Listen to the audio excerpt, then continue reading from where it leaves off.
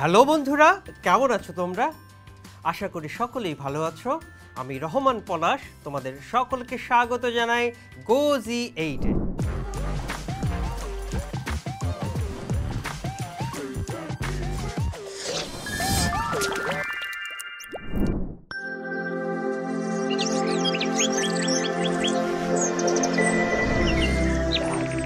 বন্ধুরা, আজকে আমরা আলোচনা করব একাদশ দ্বাদশ শ্রেণীর মনোবিজ্ঞান দ্বিতীয় পত্র বইয়ের সপ্তম অধ্যায় গবেষণা পদ্ধতি বিষয়টি। তো চলো বন্ধুরা, আলোচনা শুরু করা যাক। বন্ধুরা, তোমরা সবাই তো কবিগুরু রবীন্দ্রনাথ ঠাকুরের নাম শুনেছ, তাই না? তিনি যেমন বলেছেন, জানার মাঝে অজানাকে করেছি সন্ধান, তেমনি গবেষকও উপস্থিত জ্ঞানের মধ্যকার অজানা অংশটুকু খোঁজে দেখার চেষ্টা চালিয়ে যান। যে সকল ঘটনার উদ্ভব ও ফলশ্রুতি মানব স্বার্থের ইতিবাচক অথবা নেতিবাচক দিককে প্রভাবিত করতে চায়, সে সকল ঘটনা সম্পর্কে মানুষ জানার আগ্রহ অনুভব করে। বৈজ্ঞানিক পদ্ধতি সম্পর্কে সুষ্ঠু ধারণা ব্যতীত গবেষণার অর্থ, প্রকৃতি ও বৈশিষ্ট্য অনুধাবন করা খুবই কষ্টসাধ্য। গবেষণা হলো বৈজ্ঞানিক পদ্ধতির সাহায্যে কোনো গবেষণা সমস্যার বুদ্ধিবৃত্তিক ও বাস্তবসম্মত সমাধানের লক্ষ্যে পরিচালিত অনুসন্ধান। কোনো নির্দিষ্ট বিষয় সম্পর্কে প্রাসঙ্গিক তথ্য সংগ্রহের জন্য বৈজ্ঞানিক ও সুসংবদ্ধ অনুসন্ধানকেই গবেষণা বলা হয়। গবেষণা একটি সমস্যা নিয়ে শুরু হয়। তথ্য সংগ্রহ করে সংগৃহীত তথ্য পুঙ্খানুপুঙ্খভাবে বিশ্লেষণ করে এবং প্রকৃত তথ্যের উপর ভিত্তি করে সিদ্ধান্তে পৌঁছে, অর্থাৎ কোনো সমস্যার পর্যাপ্ত সমাধান লাভের লক্ষ্যে ব্যবহৃত পদ্ধতিগত ও পরিশীলিত কৌশলকে গবেষণা বলা যায়। গবেষণা হলো বিজ্ঞানসম্মত পদ্ধতিতে তথ্যানুসন্ধানের একটি কলা বা আর্ট। গবেষণা সবসময়ই কোনো না কোনো সমস্যা সমাধানের লক্ষ্যে নিবেদিত হয়ে থাকে। বন্ধুরা, যখন আমরা একজন বিজ্ঞানীর কথা চিন্তা করি, তখন গবেষণাগারের যন্ত্রপাতি বেষ্টিত ল্যাবে সাদা কোট পরিহিত একজন ব্যক্তির চিত্র আমাদের সামনে ভেসে ওঠে। কিন্তু বিজ্ঞানের চর্চা যে কোনো জায়গায় হতে পারে এবং একমাত্র যে উপকরণটি দরকার তা হলো বৈজ্ঞানিক পদ্ধতি। বৈজ্ঞানিক পদ্ধতি বিজ্ঞানের অস্তিত্ব প্রতিষ্ঠা ও রক্ষাকারী উপাদান। বৈজ্ঞানিক পদ্ধতি হচ্ছে বিজ্ঞানের ভিত্তি। বৈজ্ঞানিক পদ্ধতি হলো একটি অপরিহার্য উপকরণ। যে কোনো বৈজ্ঞানিক প্রচেষ্টা শুরু হয় সাধারণ কৌতূহল থেকে, জানার তাগিদ থেকে। এই কৌতূহল তখনই ফলদায়ক হয় যদি বৈজ্ঞানিক পদ্ধতিতে অগ্রসর হওয়া যায়। বৈজ্ঞানিক পদ্ধতি বলতে অনুসন্ধানের যে সুনির্দিষ্ট প্রক্রিয়াকে বোঝায়, যার দ্বারা ধারাবাহিক বস্তুনিষ্ঠ ও সুশৃঙ্খল জ্ঞান আহরণ করা সম্ভব। বন্ধুরা, যদিও সাধারণ কৌতূহল বৈজ্ঞানিক অনুসন্ধানের অনুপ্রেরণা যোগায়, তবু গবেষক এই কৌতূহলের ঊর্ধ্বে উঠে যে সমস্যা নিয়ে তিনি অনুধ্যান করতে চান তা শনাক্ত করেন। এর জন্য গবেষককে তিনটি কাজ করতে হয়। প্রথমত, যে বিষয়টি সম্পর্কে তিনি জানতে চান সেই বিষয়ে সতর্কতার সাথে চিন্তা করতে হবে এবং সমস্যাটির একটি বিশেষ দিকের প্রতি দৃষ্টি দিতে চেষ্টা করতে হবে। উদাহরণস্বরূপ, একজন গবেষক মানুষের স্মৃতি সম্পর্কে জানতে আগ্রহী এবং তিনি একটি শব্দ তালিকা কোনো ব্যক্তি কতক্ষণ মনে রাখতে পারেন সেই বিষয়ে নজর দিতে পারেন। দ্বিতীয়ত, সমস্যাটি বিশ্লেষণ করে গবেষক উপযুক্ত চল শনাক্ত করেন। চল হলো যে কোনো পরিবর্তনশীল শর্ত যা একজন পরীক্ষকের বিশেষ কর্ম সম্পাদন থেকে শুরু করে পরিবেশের বিভিন্ন উপাদান এবং পরীক্ষকের মানসিক প্রস্তুতি পর্যন্ত বিস্তৃত হয়ে থাকে। বহু সংখ্যক চল মানব আচরণ ও মানসিক প্রক্রিয়াকে প্রভাবিত করে। তাই মনোবিজ্ঞানে একটি সমস্যার চল শনাক্তকরণ বিশেষভাবে গুরুত্বপূর্ণ। তৃতীয়ত, গবেষককে অবশ্যই এ সকল চলের প্রায়োগিক সংজ্ঞা দিতে হবে। প্রায়োগিক সংজ্ঞা হলো পর্যবেক্ষণযোগ্য ঘটনা বা আচরণের বর্ণনা যা পরিমাপ করা যায়। যেমন একজন মনোবিজ্ঞানী ক্ষুধা অনুধান করতে চান, তাহলে তাকে ক্ষুধা বলতে কত ঘন্টা খাবার থেকে বঞ্চিত রাখা হবে তা সংজ্ঞায়িত করতে হবে। বন্ধুরা, বৈজ্ঞানিক পদ্ধতির দ্বিতীয় গুরুত্বপূর্ণ বিষয় হল উপাত্ত সংগ্রহ। সাধারণ ধারণা এমনকি যুক্তির উপর নির্ভর না করে ঘটনা যেভাবে ঘটেছে তার উপর ভিত্তি করে গবেষক অবশ্যই বস্তুনিষ্ঠভাবে পর্যবেক্ষণ, রেকর্ড ও পরিমাপ করবেন। কোর্ট ভবনের বিচারকের মতো একজন গবেষক সংগৃহীত তথ্যের মূল্যায়ন করে তবেই সিদ্ধান্ত গ্রহণ করেন।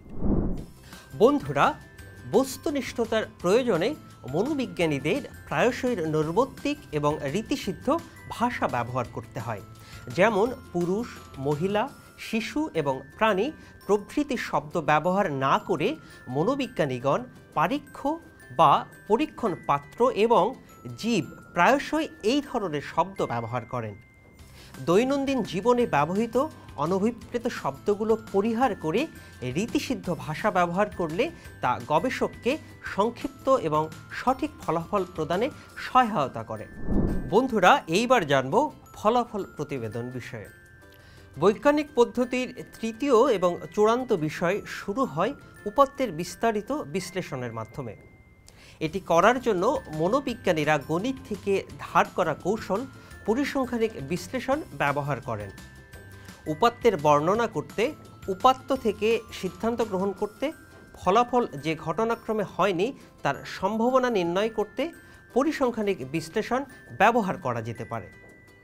একই সাথে পরিসংখ্যান পদ্ধতি মনোবিজ্ঞানীদেরকে তাদের উপাত্ত সম্পর্কে স্পষ্টতর ধারণা দেয়। বন্ধুরা, মনোবিজ্ঞানের ক্ষেত্র ব্যাপক ও বহুমুখী। মস্তিষ্ক এবং শিক্ষণ থেকে শুরু করে আন্তঃব্যক্তিক সম্পর্ক ও মানসিক বৈকল্য সম্পর্কিত বিষয়সমূহ অনুধ্যানের জন্য মনোবিজ্ঞানীগণ বিভিন্ন পদ্ধতি ব্যবহার করেন। এই অধ্যায়ে আমরা মনোবিজ্ঞানে ব্যবহৃত সর্বাপেক্ষা গুরুত্বপূর্ণ পদ্ধতিসমূহ সম্পর্কে আলোচনা করব। আর এই সকল পদ্ধতি হল পরীক্ষণ পদ্ধতি, পর্যবেক্ষণ পদ্ধতি, চিকিৎসামূলক পদ্ধতি, পরিসংখ্যান পদ্ধতি, জরিপ পদ্ধতি, সহসম্পর্ক অনুধ্যান পদ্ধতি, ঘটনা অনুধ্যান পদ্ধতি। বন্ধুরা, মনোবিজ্ঞানের বৈজ্ঞানিক চরিত্র অর্জন করা সম্ভব হয়েছে এর বৈজ্ঞানিক পদ্ধতির সাহায্যে। মনোবিজ্ঞানে ব্যবহৃত পদ্ধতিসমূহের মধ্যে পরীক্ষণ পদ্ধতিকে সবচেয়ে বেশি নির্ভরযোগ্য বিজ্ঞানসম্মত পদ্ধতি মনে করা হয় এবং মনোবিজ্ঞানীগণ অন্যান্য পদ্ধতির চেয়ে এই পদ্ধতিকে সবচেয়ে বেশি ব্যবহার করে থাকেন। কারণ বৈজ্ঞানিক পদ্ধতির যেই সকল বৈশিষ্ট্য রয়েছে, যেমন কার্যকরী সংজ্ঞা প্রদান, বস্তুনিষ্ঠতা, নিয়ন্ত্রণ, পুনরাবৃত্তি, যথার্থতা প্রমাণ প্রভৃতি সবই পরীক্ষণ পদ্ধতিতে বর্তমান রয়েছে। এই পরীক্ষণ পদ্ধতিকে নিয়ন্ত্রিত নিরীক্ষণ পদ্ধতিও বলা হয়। বন্ধুরা, ক্রাইডার, গোখালস, কেস্তান এবং সোলেমানের মতে একটি পরীক্ষণ হলো এমন একটি প্রক্রিয়া যেখানে একজন বিজ্ঞানী একটি নির্দিষ্ট পথে অধ্যয়নের একটি বস্তুকে ব্যবহার করেন এবং তারপর আচরণের ফলাফল প্রত্যক্ষ করেন। পরীক্ষণ পদ্ধতিতে সুব্যবস্থিত ও সুপরিকল্পিত অবস্থায় সুনিয়ন্ত্রিত পরিবেশে উদ্দীপকের প্রতি পরীক্ষণ পাত্রের প্রতিক্রিয়া সম্পর্কে গবেষণা করা হয়। যে অনুসন্ধান কার্যে উদ্দীপকের প্রভাবের উপর অনুসন্ধানকারীর সম্পূর্ণ নিয়ন্ত্রণ ক্ষমতা থাকে তাকেই পরীক্ষণ বলা যায়। পরীক্ষণ কার্য সাধারণত গবেষণাগারের নিয়ন্ত্রিত পরিবেশের ভেতর পরিচালনা করা হয়ে থাকে। তবে অনুরূপ পরিবেশ সৃষ্টি করতে পারলে গবেষণাগারের বাইরেও পরীক্ষণ কার্য পরিচালনা করা যেতে পারে। উইয়ার্থ এবং স্লোসবার্গ পরীক্ষণ পদ্ধতির নিম্নলিখিত বৈশিষ্ট্যের কথা উল্লেখ করেছেন। পরীক্ষণকারী পর্যবেক্ষণীয় ঘটনাটি যখন খুশি তখনই সৃষ্টি করতে পারেন, সুতরাং প্রয়োজনীয় পর্যবেক্ষণের জন্য তিনি প্রস্তুত থাকেন। তিনি একই রকম অবস্থা যতবার খুশি পুনরুৎপাদন করে ফলাফল যাচাই করতে পারেন। তিনি কতগুলো অবস্থার পরিবর্তন বা হ্রাস বৃদ্ধি করে ফলাফলের পরিবর্তন লক্ষ্য করতে পারেন। বন্ধুরা, পরীক্ষা পদ্ধতির অন্যতম প্রধান বৈশিষ্ট্য হচ্ছে নিয়ন্ত্রণ। মনোবিজ্ঞানী বিশেষ কোনো আচরণকে গবেষণাগারে সৃষ্টি করেন এবং যেসব অবস্থা বা শর্তের উপর আচরণটি নির্ভর করে সেই সব শর্তকে তিনি পরীক্ষণের প্রয়োজন অনুসারে তার ইচ্ছামতো নিয়ন্ত্রণ করেন। নিয়ন্ত্রণের অর্থ হলো কোনো শর্ত বা অবস্থাকে পরীক্ষণের প্রয়োজন অনুসারে বাড়ানো, কমানো, উপস্থিত করা বা অনুপস্থিত রাখা।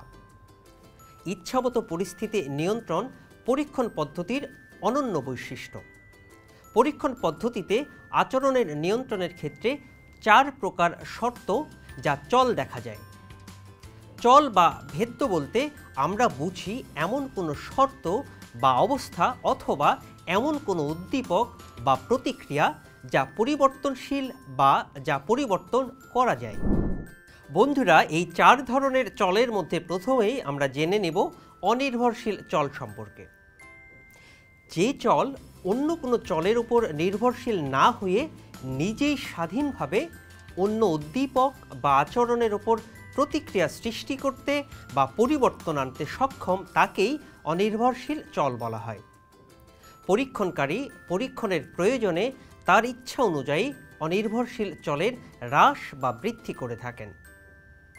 পরীক্ষণে এই চল কখনো অনুপস্থিত থাকে না। যদি থাকে তবে সেক্ষেত্রে পরীক্ষণ অর্থহীন হয়ে পড়ে, কারণ পরীক্ষণের একমাত্র উদ্দেশ্য হচ্ছে প্রতিক্রিয়ার উপর অনির্ভরশীল চলের প্রভাব পরীক্ষা করা। ফলে অনির্ভরশীল চল অনুপস্থিত থাকলে পরীক্ষণই হবে না। তাই পরীক্ষণের জন্য অনির্ভরশীল চলের উপস্থিতি থাকা অত্যাবশ্যক। বন্ধুরা, এই পর্যায়ে জেনে নিব নির্ভরশীল চল সম্পর্কে। যে চলকে তার উপস্থিতি বা সৃষ্টির জন্য অনির্ভরশীল চলের উপর নির্ভর করতে হয় তাকেই নির্ভরশীল চল বলে। এই চল অনির্ভরশীল চলের দ্বারা সৃষ্ট, প্রভাবিত বা পরিবর্তিত হয়ে থাকে। মনোবিজ্ঞানের পরীক্ষণে উদ্দীপকের প্রতি জীবের প্রতিক্রিয়া বা সাড়াই হলো নির্ভরশীল চল। মধ্যবর্তী চল সম্পর্কে এবার জেনে নিই। অনির্ভরশীল ও নির্ভরশীল চলের মধ্যে সংযোগ স্থাপনকারী চলকেই মধ্যবর্তী বা অন্তর্বর্তী চল বলা হয়। পরীক্ষণ পাত্রের বয়স, অভ্যাস, লিঙ্গ, অভিজ্ঞতা, প্রেষণা প্রভৃতি মধ্যবর্তী চলের উদাহরণ। এইবার চলো জেনে নিই বাহ্যিক চল সম্পর্কে। বাহ্যিক পরিবেশ থেকে যেই চলের উদ্ভব হয় তাকেই বাহ্যিক চল বলা যেতে পারে। যেমন গবেষণাগারের তাপমাত্রা, মিছিলের শব্দ, বাইরের হট্টগোল, হইচই প্রভৃতি। বন্ধুরা, একটি পরীক্ষণে অনির্ভরশীল চলের প্রভাব নির্ণয় করার জন্য পরীক্ষণকারী পরীক্ষকদের 2টি দলে ভাগ করেন। একটি দল হলো পরীক্ষণ দল এবং অন্যটি হলো নিয়ন্ত্রিত দল। পরীক্ষণ দল হলো সেই দল যেখানে পরীক্ষকে অনির্ভরশীল চলের নিরিখে বিশেষ ব্যবস্থা প্রদান করা হয়। অপরদিকে নিয়ন্ত্রিত দল একই ধরনের পরীক্ষা নিয়ে গঠিত, কিন্তু এরা পরীক্ষণ দলের মতো বিশেষ ব্যবস্থা পায় না। উদাহরণস্বরূপ আমরা শিক্ষণের ওপর আবৃত্তির প্রভাব দেখতে চাই।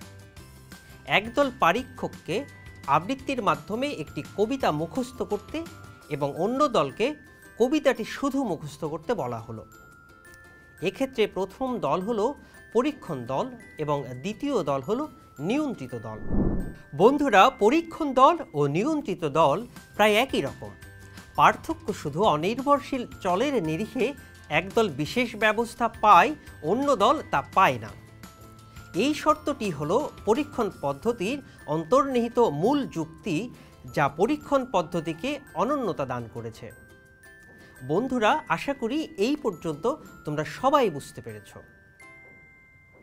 নিয়মতান্ত্রিক পর্যবেক্ষণ পদ্ধতি মনোবৈজ্ঞানিক গবেষণার জন্য এক গুরুত্বপূর্ণ পদ্ধতি। বহু পূর্ব থেকেই মনোবিজ্ঞানের গবেষণায় এই পদ্ধতি ব্যাপকভাবে ব্যবহৃত হয়ে আসছে। অর্থাৎ পরীক্ষণ পদ্ধতির পূর্বে যেই পদ্ধতি বহুলাংশে প্রচলিত ছিল তা হলো নিয়মতান্ত্রিক পর্যবেক্ষণ পদ্ধতি। এমন কতগুলো আচরণ বা ঘটনা আছে যা গবেষণাগারে তৈরি করা যায় না। যেসব আচরণ বা ঘটনা সম্পর্কে অনুসন্ধান করতে নিয়মতান্ত্রিক পর্যবেক্ষণ পদ্ধতি ব্যবহার হয়ে থাকে। অর্থাৎ নিয়মতান্ত্রিক পর্যবেক্ষণ পদ্ধতি হলো এমন একটি অনুসন্ধান প্রক্রিয়া যেখানে উদ্দেশ্যমূলকভাবে কোনো বিষয় বা ঘটনার সামনে উপস্থিত হয়ে প্রত্যক্ষভাবে তথ্য সংগ্রহ করা হয়। নিয়মতান্ত্রিক পর্যবেক্ষণকে অনেকেই শুধু পর্যবেক্ষণ পদ্ধতি বলে অভিহিত করেছেন। ক্রাইডার এবং তার সহযোগীরা বলেছেন, নিয়মতান্ত্রিক পর্যবেক্ষণে দুটো সাধারণ বৈশিষ্ট্য রয়েছে: পরীক্ষণ পাত্রকে তাদের প্রাকৃতিক পরিবেশে পর্যবেক্ষণ করা এবং পরীক্ষণ পাত্রের নিজস্ব আচরণের সাথে পর্যবেক্ষণকারীর কোনোভাবেই প্রতিবন্ধকতা সৃষ্টি করে না। বন্ধুরা, নিয়মতান্ত্রিক পর্যবেক্ষণ পদ্ধতি দুই ধরনের হতে পারে, যথা প্রাকৃতিক পর্যবেক্ষণ, পদ্ধতিগত পর্যবেক্ষণ। প্রথমে আমরা জেনে নিই প্রাকৃতিক পর্যবেক্ষণ সম্পর্কে। প্রাকৃতিক পরিবেশে সংঘটিত কোনো ঘটনাকে অনুরূপভাবে পর্যবেক্ষণ করার জন্য প্রাকৃতিক পর্যবেক্ষণ পদ্ধতি ব্যবহৃত হয়। পর্যবেক্ষণ পদ্ধতি বলতে মূলত প্রাকৃতিক পর্যবেক্ষণ পদ্ধতিকেই বোঝানো হয়ে থাকে। প্রাকৃতিক পর্যবেক্ষণের দুটি সাধারণ বৈশিষ্ট্য রয়েছে, যথা পর্যবেক্ষণকারী স্বাভাবিক পরিবেশ বজায় রেখে পরীক্ষণ পাত্রের আচরণ পর্যবেক্ষণ করেন, পরীক্ষণ পাত্রের স্বাভাবিক আচরণ যাতে বিঘ্নিত না হয় পর্যবেক্ষণকারী সেদিকে খেয়াল রাখেন। প্রাকৃতিক পর্যবেক্ষণ তখনই সর্বোত্তম পর্যবেক্ষণ হবে যখন পরীক্ষণ পাত্র বুঝতে পারে না যে তাকে পর্যবেক্ষণ করা হচ্ছে। স্বাভাবিক পরিবেশে যা ঘটে তার উপর খুব কম নিয়ন্ত্রণ প্রতিষ্ঠা করা যায়। পর্যবেক্ষণকালে যা কিছু ঘটছে আমরা কেবলমাত্র সেই সব আচরণই অনুধাবন করতে পারি। তাছাড়া স্বাভাবিক পরিবেশে চলসমূহের মধ্যকার কার্যকারণ সম্পর্ক নির্ণয় করা খুবই কঠিন। বন্ধুরা, এই পদ্ধতিকে বিষয়গত পদ্ধতি বলা হয়। একে আবার পরোক্ষ পদ্ধতিও বলা হয়, কারণ এই পদ্ধতিতে অপরের বাহ্যিক আচরণ পর্যবেক্ষণ করে তার মানসিক অবস্থা ও ক্রিয়া সম্পর্কে অনুমান করা হয়। প্রাকৃতিক পর্যবেক্ষণ পদ্ধতিতে পরীক্ষণকারী স্বাভাবিক পরিবেশ বজায় রেখে প্রাণীর আচরণ পর্যবেক্ষণ করেন। যে সকল ঘটনাকে পরীক্ষণাগারে তৈরি বা পুনরুৎপাদন করা যায় না, যেমন বিবাহ বিচ্ছেদ, সামাজিক সংঘর্ষ, দুর্ভিক্ষ, দাঙ্গা ইত্যাদি ঘটনার কারণ নির্ধারণের জন্য মনোবিজ্ঞানী প্রকৃত ঘটনাস্থলে উপস্থিত হয়ে প্রাকৃতিক পর্যবেক্ষণ পদ্ধতির সাহায্যে ঘটনার সাথে সংশ্লিষ্ট শর্তাবলী খুঁটিয়ে পর্যবেক্ষণ করেন। এই পদ্ধতিতে পর্যবেক্ষককে ঘটনার জন্য অপেক্ষা করতে হয়। এই পদ্ধতি ব্যক্তি দোষে দুষ্ট।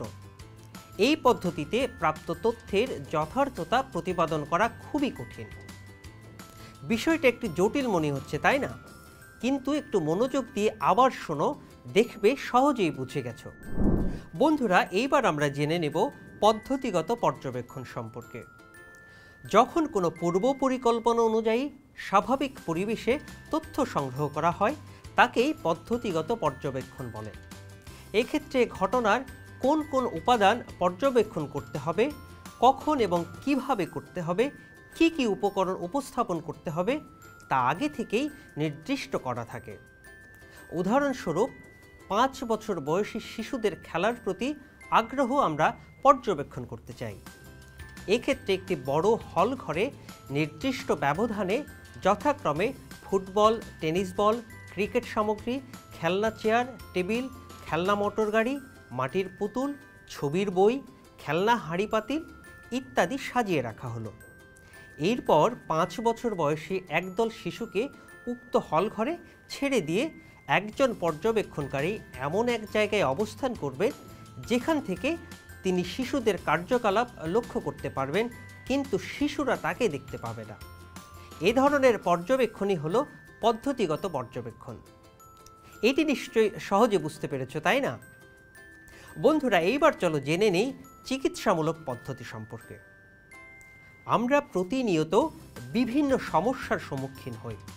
কতগুলো সমস্যা আমরা সহজেই সমাধান করতে পারি, আবার কতগুলো সমস্যা আছে যা দিন দিন বাড়তে থাকে এবং আমাদের স্বাভাবিক জীবনযাত্রাকে ব্যাহত করে। এই পর্যায়ে ব্যক্তি বাস্তবের সাথে সঙ্গতি স্থাপনে ব্যর্থ হয় এবং তার মধ্যে মানসিক রোগের উপসর্গ বিকাশ পেতে থাকে। মানসিক রোগের কারণ উদ্ঘাটন ও তার প্রকৃতি নির্ণয় করার জন্য মনোবিজ্ঞানীগণ চিকিৎসামূলক পদ্ধতি ব্যবহার করে থাকেন। বন্ধুরা, মানসিক ব্যাধিগ্রস্ত ব্যক্তিদের শনাক্ত করার জন্য এই পদ্ধতি ব্যবহার করা হয়। চিকিৎসামূলক পদ্ধতির সাহায্যে প্রধানত মানুষের উপযোজনমূলক আচরণের সমস্যাবলীর ওপর অধ্যয়ন করা হয়। এই পদ্ধতির সাহায্যে ব্যক্তির মানসিক ব্যাধির স্বরূপ ও কারণ জানা যায় এবং তার প্রতিকারের ব্যবস্থা সম্ভব হয়। এই পদ্ধতির প্রয়োগ ক্ষেত্র খুবই ব্যাপক। চিকিৎসামূলক পদ্ধতিতে মনোচিকিৎসক মানসিক রোগীর অতীত ইতিহাস, পারিবারিক সম্পর্কের ইতিহাস, চাকরির ক্ষেত্রে তার আচার ব্যবহার, বন্ধু-বান্ধবদের সাথে তার সম্পর্ক ইত্যাদি বিষয়ে অনুসন্ধান করে রোগের উৎস সম্পর্কে অনেক তথ্য সংগ্রহ করেন। এভাবে তথ্য সংগ্রহ করে মনোবিজ্ঞানী তার উপযোজনমূলক আচরণের সমস্যা সম্পর্কে একটা স্থির সিদ্ধান্তে উপনীত হন। চিকিৎসামূলক পদ্ধতিতে ঘটনা অনুধ্যান, দৃষ্টান্ত বিচার বিশ্লেষণের মাধ্যমে তথ্য সংগ্রহ করা হয়। প্রখ্যাত মনোবিজ্ঞানী সিগমুন্ড ফ্রয়েড এর মতে মনোসমীক্ষণ তত্ত্ব মূলত বিভিন্ন মানসিক রোগীর উপর পরিচালিত ঘটনা অনুধ্যান পদ্ধতিতে প্রাপ্ত তথ্যের উপর ভিত্তি করে গড়ে উঠেছে। চিকিৎসামূলক পদ্ধতিতে বিভিন্ন মনোবৈজ্ঞানিক অভিজ্ঞতার সাহায্যে ব্যক্তিকে পরীক্ষা করতে হয়। কোনো শারীরিক রোগ আছে এরূপ সন্দেহ হলে মনোবিজ্ঞানী ডাক্তারের সহযোগিতা নিতে পারেন। বিভিন্ন অভিজ্ঞতার সাহায্যে ব্যক্তির কোনো ধরনের সমস্যা আছে কিনা তা শনাক্ত করে এই পদ্ধতি প্রয়োগ করে ধীরে ধীরে তা দূরীকরণের ব্যবস্থা নেওয়া হয়। আচরণ বৈকল্যের চিকিৎসার ক্ষেত্রে এটি একটি বহুল ব্যবহৃত পদ্ধতি। মানসিক রোগ নিরাময়ের জন্য ব্যক্তির ব্যক্তিগত, পেশাগত, পারিবারিক তথ্য প্রভৃতি সংগ্রহের কৌশল হিসাবে চিকিৎসামূলক পদ্ধতি খুবই গুরুত্বপূর্ণ ভূমিকা পালন করে। বন্ধুরা, এই পর্যায়ে আমরা আলোচনা করব পরিসংখ্যান পদ্ধতি সম্পর্কে।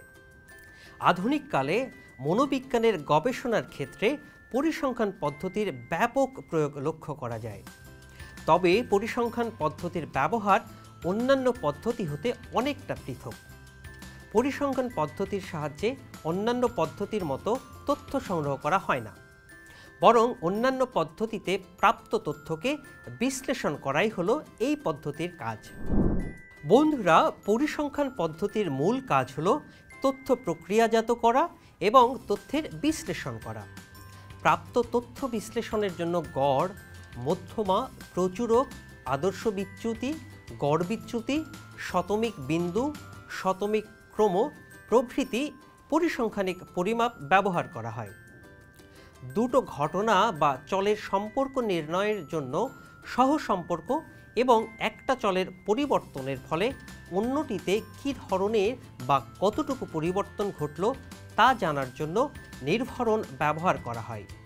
এছাড়া প্রকল্প যাচাই করার জন্য টি পরীক্ষা, জেড পরীক্ষা, এফ পরীক্ষা প্রভৃতি পরীক্ষা ব্যবহার করা হয়। বন্ধুরা, এইবার আমরা জেনে নেব জরিপ পদ্ধতি সম্পর্কে। সামাজিক আচরণ অনুধ্যানের জন্য জরিপ পদ্ধতি ব্যবহৃত হয়। জরিপ পদ্ধতির ব্যাপক ব্যবহার লক্ষ্য করা যায় জনমত যাচাইয়ের জন্য। এই পদ্ধতির সাহায্যে বিভিন্ন ধরনের মৌলিক প্রশ্নের উত্তর অনুসন্ধান করা হয়। জরিপ পদ্ধতিতে সাধারণত লিখিত প্রশ্ন বা মৌখিক প্রশ্নের উত্তরের মাধ্যমে তথ্য সংগ্রহ করা হয়। লিখিত প্রশ্নপত্র এমনভাবে তৈরি করতে হবে তা যেন প্রাসঙ্গিক হয়, অর্থাৎ যে প্রশ্নমালার সাহায্যে তথ্য সংগ্রহ করা হচ্ছে তা যেন গবেষণার উদ্দেশ্যের পরিপ্রেক্ষিতে যথাযথ হয়।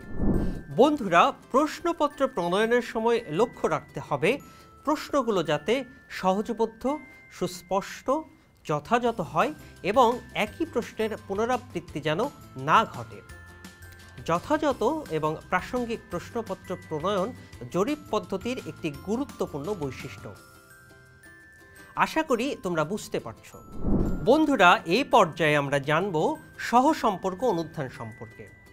সহসম্পর্ক অনুধ্যান মাঝে মাঝে গবেষকগণ চলসমূহের মধ্যে কী সম্পর্ক বিদ্যমান রয়েছে তা দেখার জন্য জরিপ থেকে প্রাপ্ত তথ্য বিশ্লেষণ করেন। উদাহরণস্বরূপ, একজন ব্যক্তি যিনি বিবাহপূর্ব যৌনতা সম্পর্কে অনুধ্যান করছেন, তিনি অর্থনৈতিক অবস্থার সাথে যৌন মনোভাবের কোনো সম্পর্ক আছে কিনা তা নির্ণয়ের চেষ্টা করতে পারেন। উচ্চ আয়ের লোকদের যৌনতা সম্পর্কে মনোভাব কি বেশি উদার?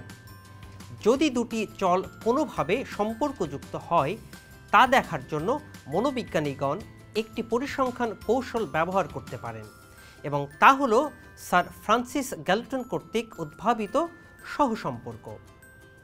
যদিও এর সাথে সম্পর্কিত অঙ্ক একটু জটিল, কিন্তু ধারণাটি খুবই সহজ। দুটি চল পরিমাপ করা, যেমন উচ্চতা ও ওজন, এবং তারা সম্পর্কিত কিনা তা দেখা। বন্ধুরা, আরপিচ গুরুতর শাস্তির সাথে অপরাধ কমার একটি চমকপ্রদ সহসম্পর্ক অনুধ্যানের উল্লেখ করেছেন।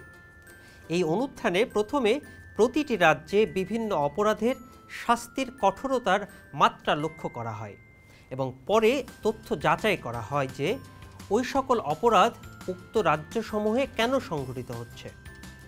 সুন্দর সহসম্পর্ক অনুধ্যান হতে দেখা যায় যে বিভিন্ন অপরাধের জন্য শাস্তির মাত্রা যত বেশি, অপরাধ সংঘটিত হবার পরিমাণ তত কম।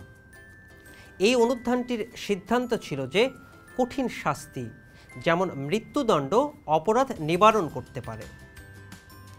সহসম্পর্কিত অনুধ্যান বাস্তব জগতের দুটি চলের মধ্যকার সম্পর্ক সম্বন্ধে খুবই গুরুত্বপূর্ণ তথ্য প্রদান করে। যা হোক, সহসম্পর্কিত অনুধ্যানের একটি গুরুত্ব সীমাবদ্ধ রয়েছে। দুটি চল সম্পর্কযুক্ত তার অর্থ এই নয় যে একটি অন্যটির কারণ। এটা বোঝায় যে ঘটনা দুটি একত্রে সংঘটিত হয়েছে। উদাহরণস্বরূপ, যদিও চল ক্ষয়ের কারণ হতে পারে, কিন্তু এমন হতে পারে যে দুটি চলের মধ্যকার কার্যকারণ সম্পর্ক বিপরীতমুখী। উদাহরণ হিসাবে, কঠিন শাস্তি অপরাধ কমায়, এই সিদ্ধান্তটির কথা ধরা যাক। উপাত্ত থেকে এই ধরনের সিদ্ধান্ত নেওয়া যেতে পারে, কিন্তু কেন নয়? সহসম্পর্কটির কি যথার্থ ও বিকল্প কোনো ব্যাখ্যা আছে? অবশ্যই আছে। বন্ধুরা, সমাজ মনোবিজ্ঞানের গবেষণায় দেখা যায় যে কোনো এলাকাতে একটি অপরাধ যদি বিরল প্রকৃতির হয়, তাহলে বিচারক ও জুরিগণ একে অপরাধ হিসেবে দেখবেন। কাজেই তারা বিরল প্রকৃতির অপরাধকারীকে কঠিন শাস্তি দেবেন। সম্ভবত একটি অপরাধের বিরলতাই প্রকৃতপক্ষে কঠিন শাস্তির কারণ। এই ধরনের কঠিন শাস্তি কি ভবিষ্যতে অপরাধ কমায়? সহসম্পর্কিত উপাত্ত থেকে আমরা তা বলতে পারি না। কেবলমাত্র একটি পরীক্ষণ, যেখানে কৃত্রিম জুরি ও কল্পিত অপরাধ ব্যবহার করা হয়, আমাদের কারণ ও ফলাফল সম্পর্কে তথ্য দিতে পারে। বন্ধুরা, এইবার আমরা জেনে নেব ঘটনা অনুধ্যান পদ্ধতি সম্পর্কে। সামাজিক সমস্যা উন্মেষ ও বিকাশ ধারা জানার জন্য সামাজিক চিকিৎসা ও আচরণ বিজ্ঞানের বিভিন্ন ক্ষেত্রে ঘটনা অনুধ্যান পদ্ধতির ব্যবহার ও বিস্তৃতি লাভ করেছে। এর মূল লক্ষ্য হল নির্দিষ্ট সমস্যার স্বরূপ উন্মোচন করে তার সুষ্ঠু সমাধান পরিকল্পনায় সম্যক সহায়তা করা। এই কারণে তুলনামূলকভাবে আচরণ, চিকিৎসা ও সমাজ বিষয়ে প্রায়োগিক প্রয়োজনে এর ব্যবহার যথেষ্ট সমাদর লাভ করেছে। বিভিন্ন বিজ্ঞানী ঘটনা অনুধ্যান পদ্ধতির স্বরূপ সম্পর্কে বিভিন্ন মত প্রকাশ করেছেন। কারো কারো মতে এটি সমাজ গবেষণার একটি পদ্ধতি, আবার কেউ কেউ একে গবেষণার কৌশল বিশ্লেষণ প্রক্রিয়া, তথ্য সংগ্রহের পদ্ধতি ইত্যাদি হিসেবে আখ্যায়িত করেছেন। বন্ধুরা, আজকের ক্লাসটুকু তুলনামূলকভাবে একটু বড় হয়ে গেল। আসলে এর থেকে ছোট করে বললে তোমরা এই বিষয়টা কোনোভাবেই বুঝতে পারতে না। তো বন্ধুরা, আজকের আলোচনা এই পর্যন্তই। পরবর্তী কোনো ক্লাসে তোমাদের সাথে আবার দেখা হবে। ততদিন পর্যন্ত তোমরা ভালো থেকো, সুস্থ থেকো এবং GoG8 এর সাথেই থেকো।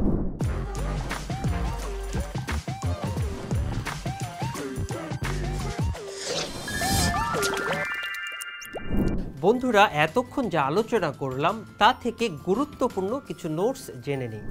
বৈজ্ঞানিক পদ্ধতি। বৈজ্ঞানিক পদ্ধতি হচ্ছে বিজ্ঞানের ভিত্তি।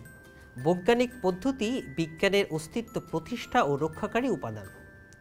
বৈজ্ঞানিক পদ্ধতি বলতে বোঝায় অনুসন্ধানের সেই সুনির্দিষ্ট প্রক্রিয়াকে যার দ্বারা ধারাবাহিক, বস্তুনিষ্ঠ ও সুশৃঙ্খল জ্ঞান আহরণ করা হয়। একটি সমস্যা শনাক্তকরণ, উপাত্ত সংগ্রহকরণ, সিদ্ধান্ত গ্রহণ এবং এর সিদ্ধান্তের সত্যতা যাচাইকরণের একটি নিয়মতান্ত্রিক প্রক্রিয়াই হলো বৈজ্ঞানিক পদ্ধতি। গবেষক যে বিষয় নিয়ে অনুসন্ধান করতে চান তা শনাক্ত করতে হবে। তিনি সমস্যাটি বিশ্লেষণ করে চল শনাক্ত করেন। উপাত্ত সংগ্রহের ক্ষেত্রে গবেষক ঘটনা যেভাবে ঘটেছে তার উপর ভিত্তি করে অবশ্যই বস্তুনিষ্ঠভাবে পর্যবেক্ষণ, রেকর্ড ও পরিমাপ করবেন। পরিসংখ্যানিক বিশ্লেষণের মাধ্যমে উপাত্তের বর্ণনা, উপাত্ত থেকে সিদ্ধান্ত গ্রহণ এবং ফলাফল বর্ণনা করতে হবে। পরীক্ষণ পদ্ধতি। মনোবিজ্ঞানীগণ পরীক্ষণ পদ্ধতিকে বিজ্ঞানসম্মত পদ্ধতি হিসাবে বেশি ব্যবহার করেন। পরীক্ষণ পদ্ধতি হলো এমন একটি অবস্থা যেখানে কেউ দুটো চলের মধ্যকার সম্পর্ক নির্ণয়ের জন্য একটির মধ্যে ইচ্ছাকৃতভাবে পরিবর্তন এনে দেখেন এর ফলে অন্যটির মধ্যে কোনো পরিবর্তন সাধিত হয় কি না। পরীক্ষণ পদ্ধতিতে সুব্যবস্থিত ও সুপরিকল্পিত অবস্থায় সুনিয়ন্ত্রিত পরিবেশে উদ্দীপকের প্রতি পরীক্ষণ পাত্রের প্রতিক্রিয়া সম্পর্কে গবেষণা করা হয়। পরীক্ষণ পদ্ধতির অন্যতম বৈশিষ্ট্য হল চলের নিয়ন্ত্রণ। পরীক্ষণকারী পরীক্ষণে যে চলটি ব্যবহার করেন সেটি অনির্ভরশীল চল এবং অনির্ভরশীল চল প্রয়োগের ফলে পরীক্ষণে যে ফলাফল আসে সেটি হলো নির্ভরশীল চল। পরীক্ষণকারী পরীক্ষণের প্রয়োজনে তার ইচ্ছা অনুযায়ী অনির্ভরশীল চলের হ্রাস বা বৃদ্ধি করে থাকেন।